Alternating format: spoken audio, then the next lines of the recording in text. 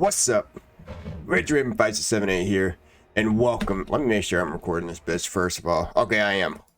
Welcome to Warhammer 3, or Total War, whatever. I'm just gonna call it Warhammer 3 every time we get to the series, alright? And sorry about that, but I had to make sure I was recording this time. I make sure my voice is being captured this time, because this is my third time trying to record this episode for our boy.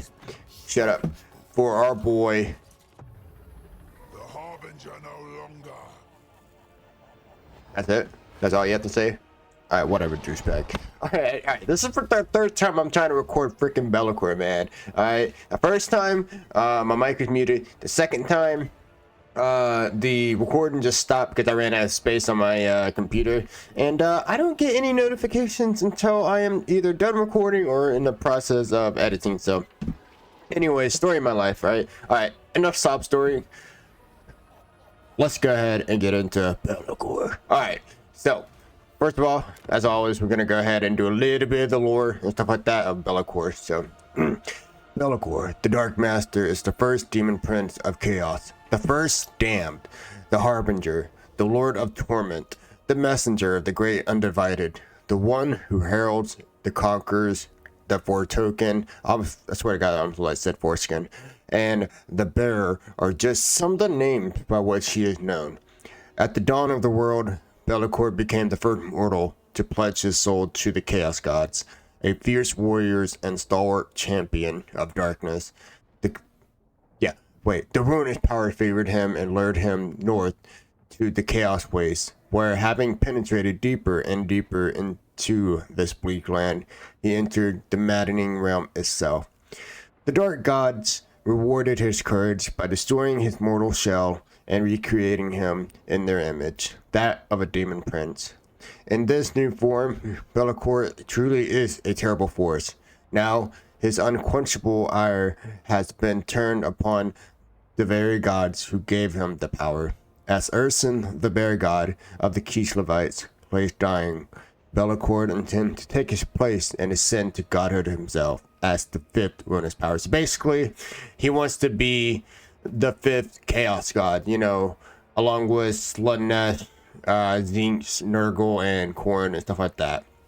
And then for you know, and for just insight too, part of the reasons why people would want to go into chaos and become a chaos follower and stuff like that, not just with the power and stuff like that, but because they can go into demonhood, just like, you know, Valkia, Festus, our boy Azazel, which we've already done a video on, and and Village, and stuff like that. Characters that we'll get to once, you know, their time comes.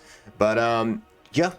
So, anyways, so Belakor starts in a really good location, to be honest. Like better than most other places, because he's out on a sort of isolated isle, and the campaign will take you all across Norsca to, you know, to get all these fuckers, and then you can basically either continue right to capture all the other dark fortresses, because he is a warrior of chaos, so warriors of chaos will be seeking dark fortresses as their, you know, sort of main hubus area and stuff like that. Or you can go that way, or you can do what I've read somebody on Reddit did, and basically come down here, capture the Shrine of Cain, and you know, capture the Sword of Cain, which is supposed to give you a lot to major stat boost. I haven't played around with it too much, so I'm not honestly too sure what it does, but I know that the Sword of Cain belongs to one of the Dark Elves gods, who is the god of murder. Anyways, sorry, I'm gassy all of a sudden. Alright, anyways, so the lore details. First of all, human lords can be corrupted into becoming demon princes when defeated in battle or by targeting heroes. So only men can turn into, you know, human lords. I mean, not like men, I mean like, you know, man, you know, womans and mans and all them mans. Anyways, so obviously that means that, you know, as you go through here, you'll be, you know, conjuring people like Wulfric, and it says human lords, stuff like that. I haven't played Belakor enough to actually do all that stuff, honestly. I haven't played Belakor all that much, so I'm not like the biggest Belakor go-to guy, stuff like that. So, and I have over 200 hours, and I haven't like hardcore nuked everyone's campaign, you know, in the entire game, blah blah blah. So, that's that. But I know how to play a little bit about most of them, to be honest. Honestly, I haven't played every one of them to, you know. Anyways, so let's see. So yeah, but that only happened when they only turn to demon princes when defeated in battle or targeted by heroes. Now, basically demon princes are basically more Daniels and stuff like that, which we will get to once we actually get to the demons of chaos. I am not excited for that, but basically they can get demon armies from all 4 different chaos gods, and it's I mean, it's a cool effect, but I mean, Daniel sucks. I mean, Daniel himself is alright as a legendary lord, but his whole campaign sucks. But anyways, so he starts with all chaos gods gift slots. So basically, once we go into to battle and stuff like that, we'll unlock the unholy manifestation, I believe, or something like that. Anyways, so basically, instead of you know, only having, you know, just Nurgle and stuff like that, or like when we go to Valkia, we'll just have Khorne's chaos gods, stuff like that. Of course, Belakor being undivided, just like Prince Sigvald, Kolek, and Archaon, he will have all 4 chaos gods, you know, gift slots and stuff like that. But the thing is, I'm pretty sure this starts with all chaos god gift slot. I'm pretty sure that technically means that he will start out with all of them unlocked, because usually you have to go through a technology tree to unlock each individual slot or whatever. Anyway, upkeep minus 25% demon units. So basically, once you buy a unit, then you have to pay them upkeep, which for demon units, like, what do they need gold for anyways? You know, like, maybe if there was a chaos god of greed, I could understand. But I think that would be more like Slaaneshi and stuff like that. I mean, a lot of Slaanesh stuff is like exotic, you know, sex and all that stuff. But like, you know, there's other things to be tempted by, you know, like food, you know, I don't know, watching people fall down stairs. I don't know, man. But yeah, there's all sorts of creeps and stuff like that out there. So what do demons need money for? I don't know. I guess demons gotta feed their family too when they get at home, you know, like freaking bloodletters of corn, you know. They come home, they break the freaking tie off, you know, hang their hats off, and then sit down at the table, and then their demon wife comes in and be like, hey, how was work, honey? Like, it's pretty gory. I just had to rip some kid's leg off and shove it down his throat. I don't know, man. I don't know, man. All right, whatever. All right, Lord Effect, he gets all authority to +2. I'll explain that a little bit better once we get in there, but it's pretty simple. And then he also starts with a ability called Shadow Shroud. Damage resistant plus 60%. This is actually really good if you kind of if you fuck up with Belakor. Belakor is a pretty decent lord in my opinion. Just from what I play, I haven't played him in the late game or anything like that. But if you're starting to lose a battle and you know that it's good, you know that Belakor needs to bail, this damage resistant plus 60%. It's quite decent, actually, so it's not bad. Let's get into it. Holy shit, dude. Almost 10 minutes just for that intro. Yo, I'm sorry. There's a lot to explain in this game, but, man, you know what? I'm happy that I'm still willing and able to explain everything and continue trying to do Belakor after failing, like, multiple times, right? Because, like, the first time I'm into it, and then if it doesn't work, I'll try it again. And if it doesn't work again, I'll just get so sick and tired of it, but I love this game too much, all right? I mean, I have not spent hundreds of hours in a video game. I can basically count the number of games I've spent hundreds of hours in video games. I spent, by Daylight, spent a lot of hours, Final Fantasy 14, Skyrim. I think Skyrim would be my #1 game I spent the most amount of hours on in my life. And I really can't count what else. So, yeah, I'm thinking it might just be freaking, you know, Warhammer 3 and stuff like that. Anyways, I've been trying to get into Room 2 lately. I really want to do a checking out video on Room 2, but I got to play some more of it. So I really do like Room 2. It's just that, you know, I guess in terms of biases, Warhammer was my first introduction into the Total War series. So, you know, I mean, I'm always going to gravitate towards Warhammer, but I do like Room 2. No escape from the Dark Master. I do like his voice though. Belakor has a cool voice. Alright, so let's go ahead and get some shit down. Alright, so I've already explained a bunch of the Chaos Warriors, or Warriors of Chaos, whatever you want to call them, man. I don't care. But I explained a lot of them in my other videos: Sigvald, Azazel, Kolek, you know, stuff like that. And I'm going to explain it again in Archaon. But basically, just to get the simple gist of it, so Warriors of Chaos have two currencies. The first currency is gold, because Warriors of Chaos need money, I guess. And then secondly, with souls and stuff like that, this is what you do when you go into war and you capture settlement and blah, blah, blah, blah, blah, blah, blah, blah, blah. So, now, naturally, we're going to go ahead and put our hero in here. And by the way, just FYI, so what I mean by like what I said before about if you want to just skip all going through that shit and come down here and grabbing, snatching the sword or cane and stuff like that, this is where you want to go, which is just a short distance away. All right. So earlier too, we talked about the Lord effect and basically +2 on all authorities and stuff like that. This is what I mean. So naturally, once you go with Chaos Undivided, naturally, what you'll do is that depending on who you are, because Sigvald obviously being very Slaneshi, he'll have more Slaneshi type stuff. But here, you know, so with Zinc authority, he has casualty replenishment for Zinc units only. So that means that once we go into battle and get out the casualty replenishment rate, it has a bonus on pink horse Zincs.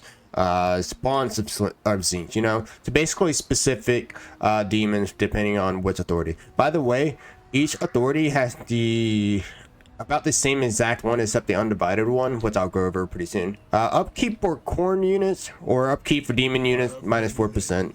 Recruitment cost for demon units is also down, and then war band upgrade cost is also at a discount too. Warband is basically that's something unique to Warriors of Chaos. It's that. So we're gonna click these little dudes, right? We're gonna go to Warband upgrade, and now we can upgrade them into different units. But I don't understand why no other freaking race can do it. Like, I know this particular system is meant for the Warriors of Chaos to divide them. No pun intended, because you know, Chaos Undivided. Is it basically to separate them from the other you know, races and all that stuff, but seriously, in a logical, realistic perspective, I mean, come on. Anyways, but yeah, so warband costs, if we want to upgrade them to a specific one, whichever one has the, you know, the I guess the points, if you want to call them, we'll have a little discount for them. So it's all day. Then you got the undivided authority. Recruitment cost for undivided units is -15%, and that is just like, you know, getting regular dudes, stuff like that. Buying them is pretty cheap. Casualty replenishment is also good. Upkeep and the warband, you know, cost for them as well. So, and another thing that's pretty cool about the Warriors of Chaos, so you got gifted units. You already know what I'm gonna do, man. We gotta get the Hell Cannon. It is so good. Wait, what the fuck? We gotta get the Hell Cannon. It's just too damn good. So, also, now I'm not personally good with Sludnesh, and that's why I'm actually kind of glad we got them first and out of the way. Can you calm down? Anyways, but yeah, but I do recommend Bloodletter's Corn for your attack. Nurgles are also pretty good at defending, and they are my favorite. I'm not kidding. My favorite Chaos God faction. But we're gonna kind of head and save a little bit of money, because I want to get a certain beast from the Nurgle faction, and we are gonna go ahead and get a Marauder as well. Can I actually upgrade them, by the way? Hold up. Do we? I don't think we need another Marauder shield, because we got a Nurgle and then we got two of these guys. So basically we got like 3 kind of front lines fighters. So And then we only got 2 main attackers. Like, these guys can hold their own pretty decently, but I think I'm gonna go ahead and get another one. This is personal preference. Do whatever the hell you want. But you know, that's my personal preference. All right. Now, before we go into we do what the game wants us to do, which is, you know, go up here and conquer these guys, we're gonna do the most obvious thing here. And we are gonna go ahead and conquer these nerds here. Now, let me see here. So we're gonna go ahead and initiate diplomacy, vassalize, and then we're gonna threaten their asses. And if they're dumb enough to refuse us, which they did, they're gonna declare war on us, which is totally fine with me because we're just gonna beat their asses in one move. All right, let's go ahead and go into battle. Okay, so before we get started, obviously we got to go ahead and check out our units, and we got some new units that we haven't seen yet, especially from Khorne, Slaanesh. Oh no, we did Slaanesh, Zinx, and Nurgle. So first off on the roll call, we got the Chaos Spawns of Slaanesh. So pretty juicy dudes. Now the Chaos Spawns pretty much look the same, but they come with minor different stats. We got the Bloodletters Khorne, which if you guys have watched my Warhammer Space Marine from the 40k universe series that we just finished yesterday, actually, depending on if this video actually works as intended, then yeah, you recognize these demons already and stuff like that. And these guys are really good. I mean, you can have them as frontline. You're pretty much gonna have them as frontline infantry for the most part. But they're very good at attacking and stuff like that, because Khorne is all about in your face, die. That's it. Just in your face and die. We got the Demonettes of Slaanesh. What's up, babies? So, ooh, that woman got 1 titty and 1 no titty. Ugh. All right. Anyways, so yeah, but very good at flanking because, you know, Slaanesh is all about flanking. So, because they like coming up from the butt. And then we got the Chaos Warriors. You guys like Nurgle? Oh, you guys are undivided. Okay, we got a little favoritism going on here. But anyways, but yeah, but Chaos Warriors always have the coolest freaking armor, by the way. So let's not get that. We got the Nurgles. What's up, boo-boo? So, oh, look at these sexy boys. Now, Nurgle's all about... It's not all about attacking and killing your units like Khorne, where Khorne is more about attacking. Nurgle is more about outlasting your opponents. So they're really good at line holding, but you're going to take a lot of casualties when you play Nurgle, unless you play Asbestos, of course, because he has a really good ability where he just constantly heals. Look at that dude coming out of that dude's butt. That's not the grossest attack animation, but yeah. But I love the Nurgles. I cannot wait to get to them. And you might be like wondering, why the fuck would you want to be this thing? There's a reason for it. But let's just say that Nurgle actually loves his followers, and everybody calls him Daddy Nurgle, so he's cool. Look at that little guy coming out the boy. Oh, it's so nasty, but it's so cute. All right. Anyways, so we got the Marauders, great weapons. So pretty alright units, especially for tier 1s. I mean, they got armor piercing, which is pretty good for early game. I mean, it's kind of needed. It's very much needed in the late game because everyone and their mom is going to have armor on. Yes, even the army's moms are going to have armor. Don't ask me how I know. They just do. So armor piercing is always a welcome addition. Then you got the Marauder, the Billy Basic dude. Nothing too special about them. Willing to hold the front line, and they're quite okay at doing it, but they don't have the best armor stats in the world. As you see, they only got 15, but they got shields. It's really good against freaking missiles. Then you got the Spawn of Zinx, which is kind of the same thing as the Spawn of Slaanesh, which we got their stats over here on the left. But of course, Slaanesh is all about speed and flanking and stuff like that. And of course, that's no different when it comes to the Spawns of Slaanesh. They got 5+ speed, but they lose their charge bonus, where the freaking the freaking Spawns of Zinx, sorry I forgot her name, they are basically armor sundering, which I believe that just means they got that little barrier. So basically Zinx's army has a magical barrier. Why? Because Zinx is all about magic and shit. That's simple as that. Then we got the pink horror of Zinx.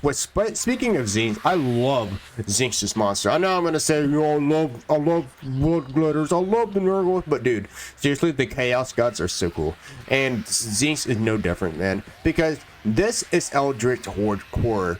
This is like Lovecraftian shit right here, man. And yo, anybody who's been on my channel knows I love me some Lovecraft. All right, I'll never skip out on some Lovecraft. So yeah, so they got a lot of Lovecraftian element. I love Zinx's monster.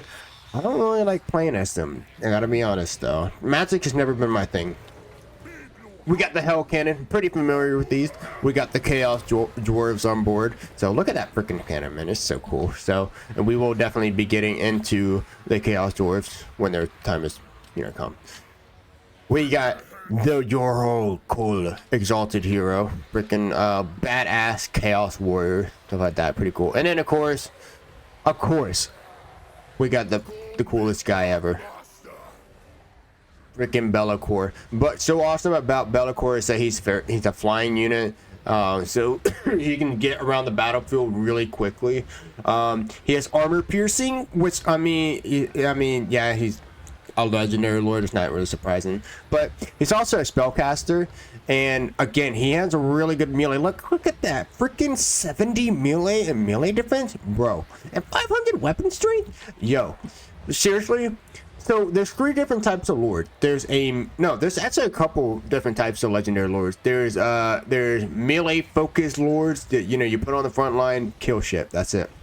There's like range lords that uses bows and shit like that, like Marcus and that one elf dude and a couple other guys. But yeah, pretty alright, I guess.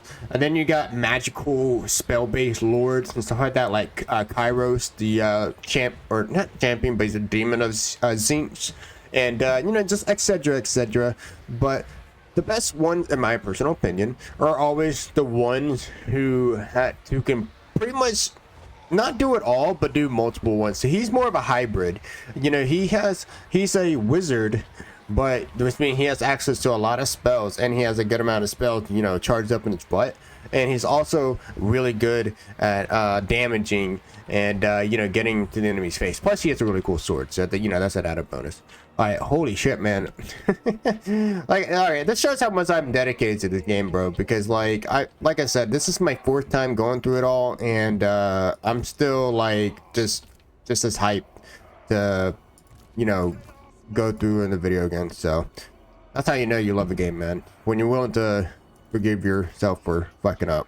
All right, so we're gonna kind of cheese this a little similar to how we did with the dudes. Actually, hold up, let's go ahead and move everyone up front and move the cannon up there. Beautiful. It wouldn't be as bad, but we got the damn trees in the way, so it's gonna block our shots. Alright, then we're gonna go ahead and have these guys over here, these guys over here. We're gonna put our Chaos Sponge over here. We're gonna put Belakor over here, and then put this guy here, and then we're gonna move everyone up anyway, so it really doesn't matter too much. So we'll just go ahead and do that. So, alright, so go ahead. Have him fire on is that a tier 2 unit? It's a tier 2 unit, so we're gonna go ahead and fire on the berserkers, and then go ahead and move these guys up just a tiny bit. Boom, boom. Get our hero on the front line as well. Wait, where the hell did I put? Oh no, nah, but you gotta get up there. There we go. And then we're gonna keep these guys in reserve, and of course Belakor is gonna get up here. Yeah, all right, what are these guys gonna do? Okay, so they're gonna come towards us, which is good. I like it when the enemy AI actually come towards you and not just chills out in the back. So that's one thing I love about having artillery or having like long range units in the beginning of the game, is that you can force the AI to come to you. So not always very, very good. Alright, so we got the Hell Cannon doing work. Now we're about to have the Pink Horror Zinx fire the little fireball. Fire away, boys. I said, fire away, boys. Boys. There we go. Yeah. By the way, Zinx is a really good counter to Nurgle if anybody wanted to know. Okay, let's go ahead and get him in.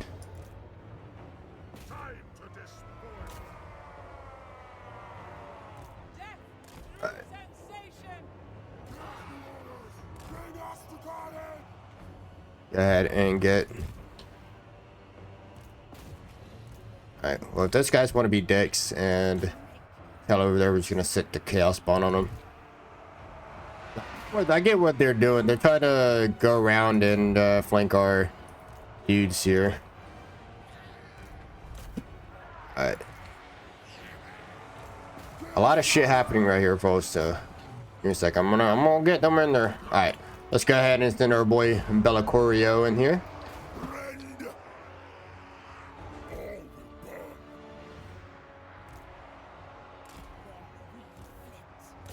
Alright, make sure we don't make the same mistake we did with Sigvald, and make sure that Belakor gets his time to shine. Take it away, Belakor. Oh shit, he's getting freaking targeted by dudes. Alright, which makes sense, I guess.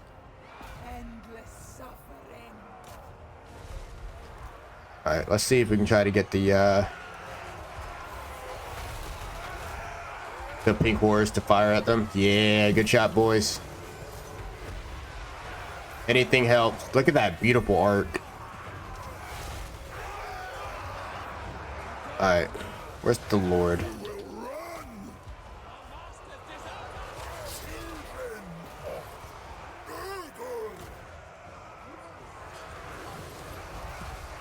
Alright, what we got going on over here? Alright. We got the great warrior, or the great weapons holding off against their brothers and stuff like that. The Nordskin tribes were always, well, tribal and killing each other anyways, so it's not like they really share any compassion. So it's like Viking, basically. They're basically the Vikings of Warhammer, which naturally I would think it's pretty cool to play as, but I don't know, man. Nordskin has always been kind of a funny faction to me. I don't know how in the world this guy's in. There he goes.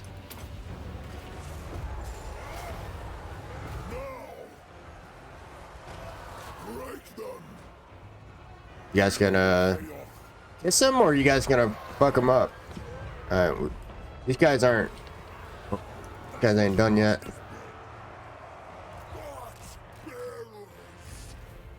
There we go. Alrighty. Alrighty. So, capture them, and then we're gonna subjugate them, because the Warriors of Chaos do benefit from subjugation. Or at least, I can't really say all of them, because I haven't played all of the Warriors of Chaos. But from my experience, the ones that I have played and I know quite a bit about do. I don't know how much subjugation Belakor gets for himself. Actually, what am I doing? I don't know how much subjugation Belakor gets for himself personally, but yeah, I subjugate anyways, because that's what I'm used to doing if I'm playing Warriors of Chaos.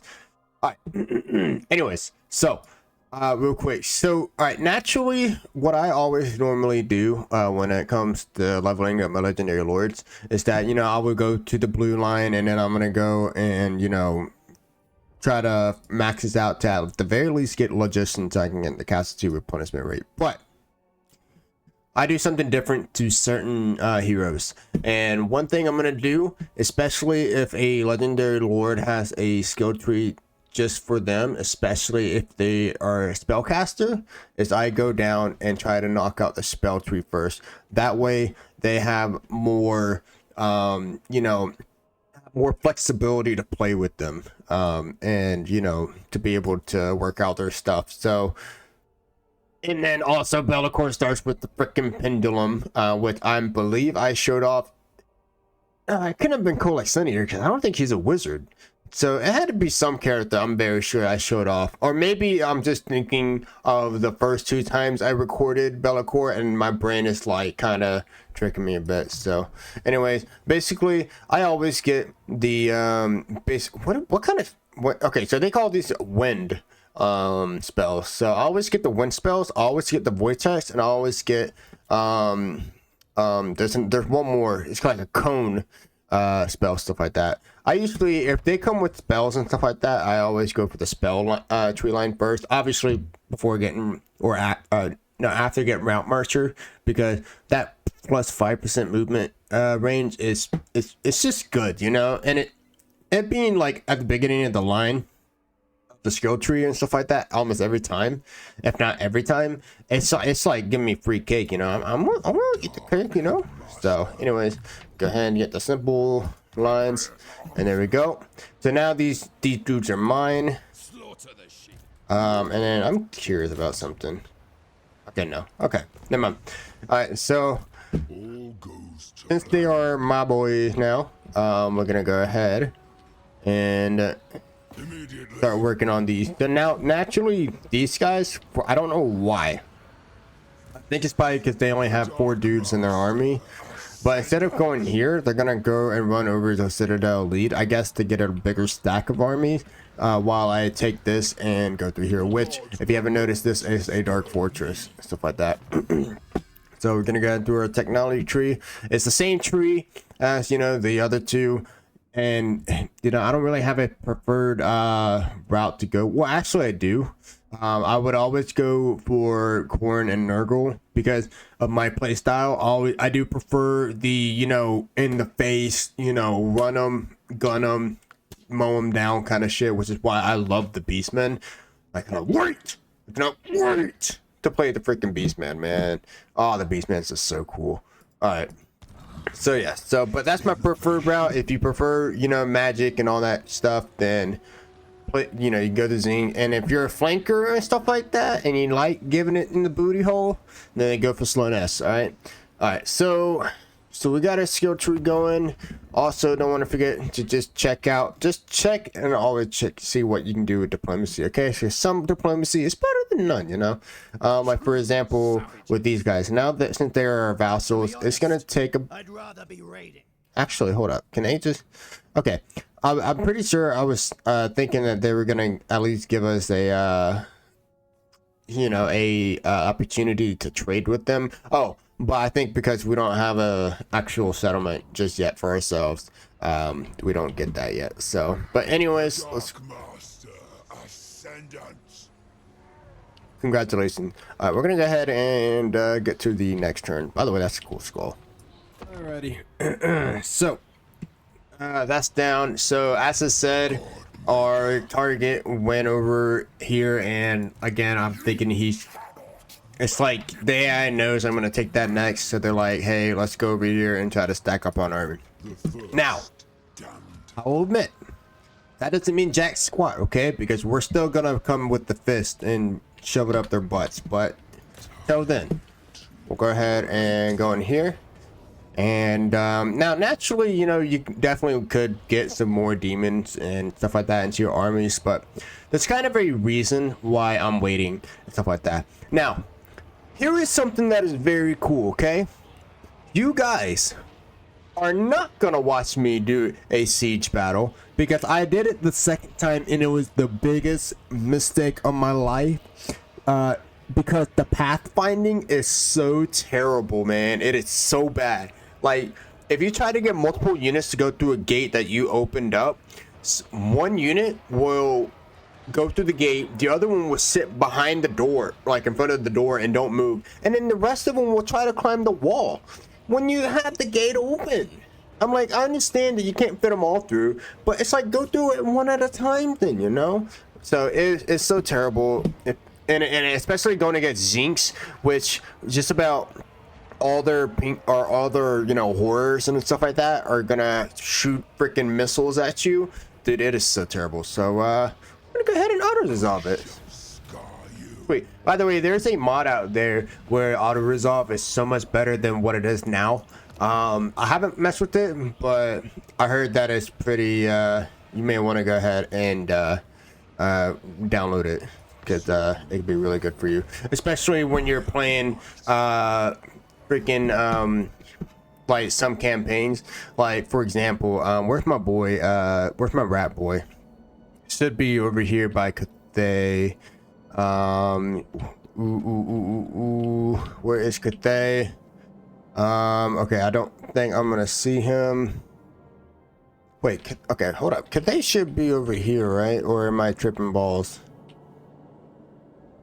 Okay, I can't find him, but basically, one character that I highly recommend, you hardly ever use auto resolve on, is Death Mathers Snitch or Skitch. Well, I'm pretty sure Snitch. Anyways, because he's a very unique Rambo like legendary lord. I cannot find this guy. Holy shit, am I blind? Damn, I'm blind as a freaking 30-year-old dog. Okay. Well, anyways, but yeah, but there's some legendary lords that you don't ever want to freaking really auto resolve. But if you use the mod, then it will actually help you out. So, anyways, so after that, we'll finally be able, because you know we captured a dark fortress and settlement. We're able to use the gift of chaos, stuff like that. And as I've said, naturally, if you go with one of the champions of chaos, you'll only be able to use whatever, you know, champion, you know, their god is, or whatever, whatever god the champion is, worship, whatever. Anyways, but you know, being undivided, we can use, you know, Korn, Slaanesh, Zinx, and Nurgle. Now, again, as I believe, if I am correct, Belakor starts with all 4 slots unlocked, which is amazeballs. Okay, that is super good because you can get some easy good stuff, like for example, so with Nurgle, I want to get my Bay. All right, I'm sorry, I love him. I want my Beast of Nurgle so bad. They are it is the cutest, most funniest thing too. By the way, there's a really cool lore about the Beast of Nurgle. But they actually think that they're playing with their pets. Like they're happy, they're excited. Why? Because Nurgle's followers believe that they are giving. Like the reason why, you know, they follow is because once they turn into a demon, they no longer feel pain or anything. But obviously their body like deformed, there's boils everywhere, turns green and starts falling off, stuff like that. But they love it, and they feel loved by their god, by Nurgle, because he's a really cool, he's like your grandfather that basically buys you like your favorite video game every weekend or something like that. Like he's the kind of guy you want to go out, you know, and you know, go to the movies with and all that shit. So pretty cool dude. And so his followers like, hey man, you should like really come join Nurgle. Like we got cookies, you know. I mean, you might find some screen stuff in there like boogers and stuff, but yo, trust me, it's good shit, you know.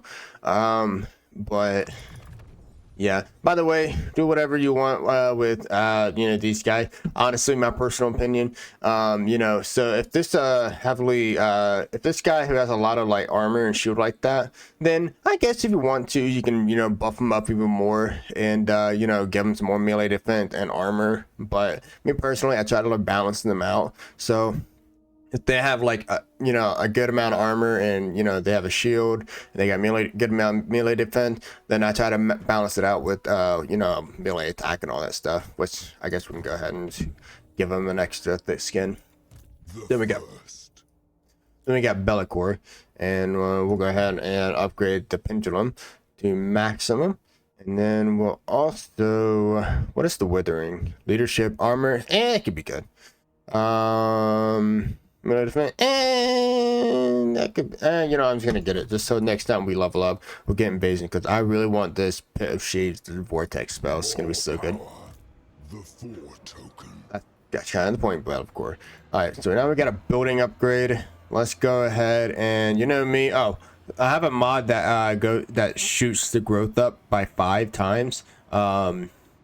Because like I like to get better units quick, so I can, you know, play around with them and all that stuff. So, but naturally though, I always go for growth settlements first. So again, it can help you grow your settlements so you can get, you know, higher tier building, which will lead you to getting higher tier units and stuff like that.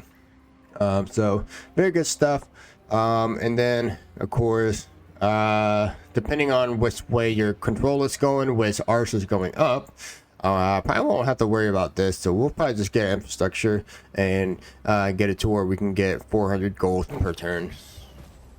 And then we got a unholy manifestation. Okay, so what is this called? Okay, so this is just called a gift to chaos. Okay, so it's not called unholy manifestation. Now, I guess because being undivided, we get the 4 different ones from each god, and we get the first one from Zinx, which opens a rift in a province that targets the army in position.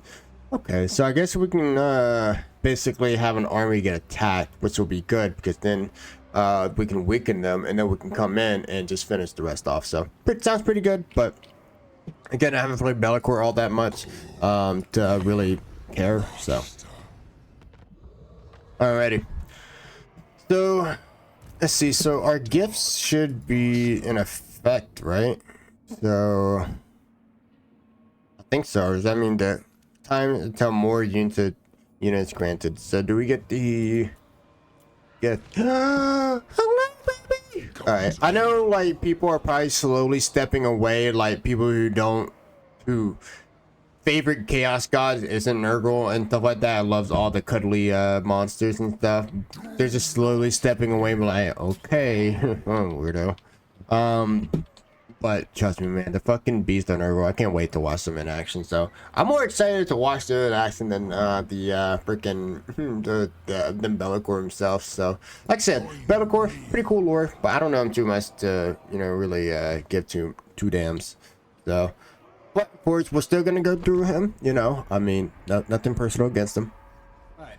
So yeah, I mean, there's some characters that I have more interest in than others, and I mean, unfortunately, Belakor, he kind of, it's like on a scale, he kind of follows in the lower one, but he's definitely not the lowest one. Okay, there's some characters I'm like about. Okay, all right, so let's go ahead and attack this settlement. Pray to the Lord that we don't have to do a freaking siege battle, which we don't. Nice. So, all right. So, okay, when you go against Zinx, here's the strategy, okay? You're gonna go against Zinx. Play like you're playing the Beast Metacorn. Fucking rush them, okay? Because they have armor, or they have a shield barrier, let's say, which is not good if you're gonna try to blast them away with like arrows and all that stuff. But the beautiful thing is that I just realized we got a hell cannon. So the beautiful thing is that they need to come to us because we're gonna blast their asses into smithereens. First of all, let's go ahead and check out our new units. So we got the Nurglings, which I haven't showed yet, but they're another thing of Nurgle. And look how cute these guys are. Oh, that's so cool. Look at them, the freaking like cheerleaders and stuff, just standing on top of each other and stuff. Dude, they're so cool. Now, they don't look like much, right? Do not let them fool you. They don't have armor, but they surprisingly have a good amount of health, and they are a pretty solid frontline wall when you're playing as Kugoth, which we will get to once we get into the Nurgle unit. And because Kugoth gives Nurgling buffs and stuff like that, which makes them quite decent. So don't let it fool you. They're pretty decent. And yeah, I mean, look at them, they're so cute. Oh, they're so cool, man. I'm sorry, I love the Nurgles. And speaking of which, we got the Beast of Nurgle, which this is the guy I was telling about when like he thinks like he's so happy, he's so excited, look at him, he's clapping. You can tell I'm a big fan of Nurgle, okay? Anyways, but like the funny thing is though is that he'll go into battle thinking that he's playing with toys and stuff like that, and then once he rips them up and tear them apart, he gets really sad and depressed. And I don't want to go into further details because then I'll be sad and depressed. All right, let's go ahead and we're gonna go ahead and set our army in that direction because it will be best for us to do so. So, okay, we're gonna need some liners, and yeah. So I don't want to put Nurglings up there because they're gonna get smoked. So as I said, Zinx is a really good counter to Nurgles, because the thing about Nurgles is that they're tanky, right? But they're slow as hell. Like, they are super slow for being so tanky. So unless of course you're the Beast of Nurgle, then they're pretty. They got some speed for being a Nurgle unit. So what we're gonna do is we're gonna switch it up a bit since we're going against Zinx and stuff like that. Instead of doing our normal, you know, put some guys here, put the artillery stuff back here, stuff like that. We're gonna put our shortened shields up there, and we're gonna make them go first, just so they can soak up most of their damage. Because this is really what the Marauders are for. They're meant to die. Okay, we're demons, man. Human life. Who's she? I never heard of her. All right. So we're gonna put them up. We're gonna use them as bait, and then, of course, we're gonna put the hell cannon there. The hell cannon gonna be able to reach them first. No, it's not. Not yet. We're gonna need to get them at a good angle too. So actually, let's go ahead and move it here, and then hold up. There we go. That should be okay. All right. Then let's actually move the Demoness, since we got a tree to play with, and we're gonna be moving them down here. So they're excuse me. So they're gonna be moving at least probably here. We can get the Demoness to go stuff like that. The Nurglings too. What's the speed? 34. Demoness are 54. Yeah, it's not comparable. So we're gonna go ahead and put the Nurglings here too. And then let's see, and then we're gonna put our weapons, dude, and we're gonna actually, you know what we're gonna do? This is what we're gonna do. We're gonna do what the Romans did. We're gonna put our, you know, our meat shield in the front, just 2 units, stuff like that, and then as the line, and as you know, the line goes back more, the bigger the line will get, the stronger the units. So we're gonna put the weaker units in the front and the stronger units, more valuable units, in the back. And again, that's what the Romans used to do and stuff like that.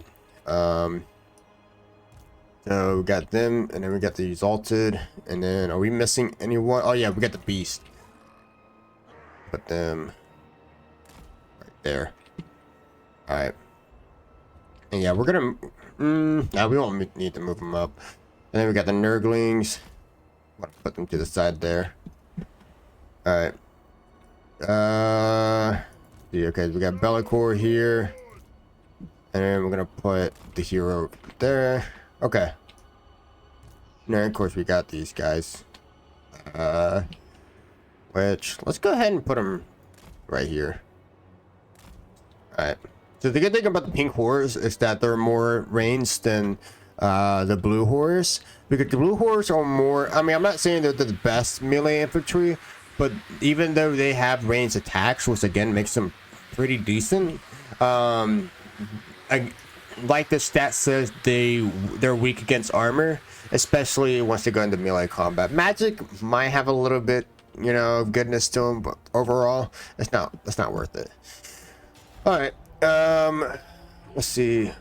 Let's go ahead and have these guys here, and if the bats come first, which it seems like that is, then we're gonna get the pink horrors ready. Oh wow, okay, the hell cannon actually hit these dudes in midair. That's actually pretty cray.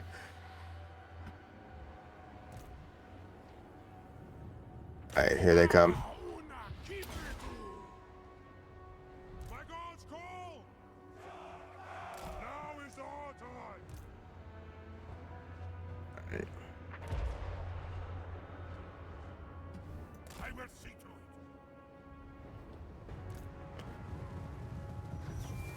Alright.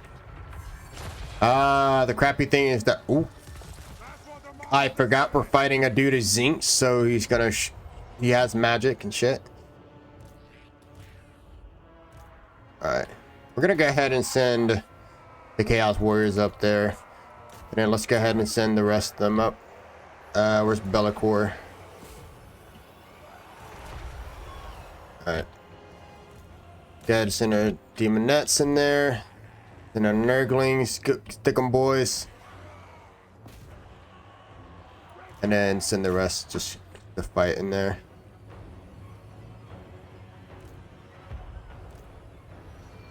Actually, you know what? Let's go ahead and send the chaos spawns in there. And then we got the pink horse to go over there. They're gonna fight them.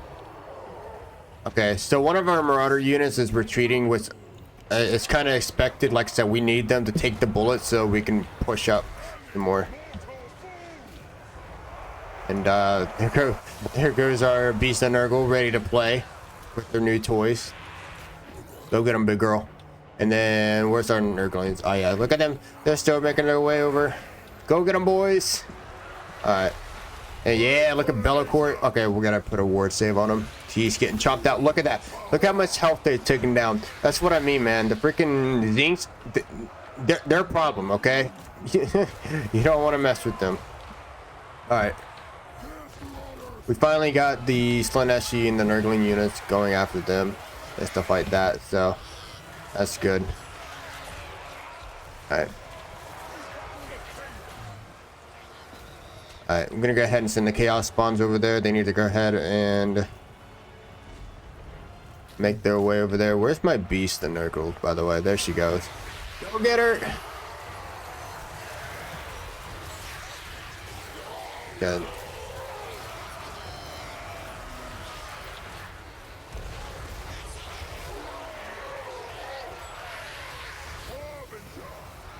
Alright. Where's he at? I need you to go fight this dude, man. And while you do that, we'll go ahead and show off the pendulum real quick.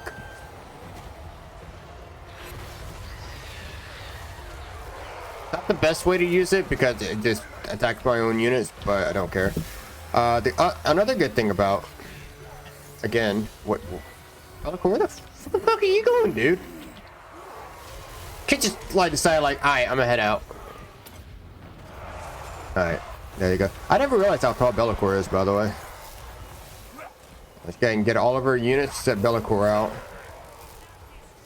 So, yeah, and then again, you can see he's draining and stuff like that. That's one thing about demons and like undead, is that if you really want to go against, if they have a weakness, it's leadership.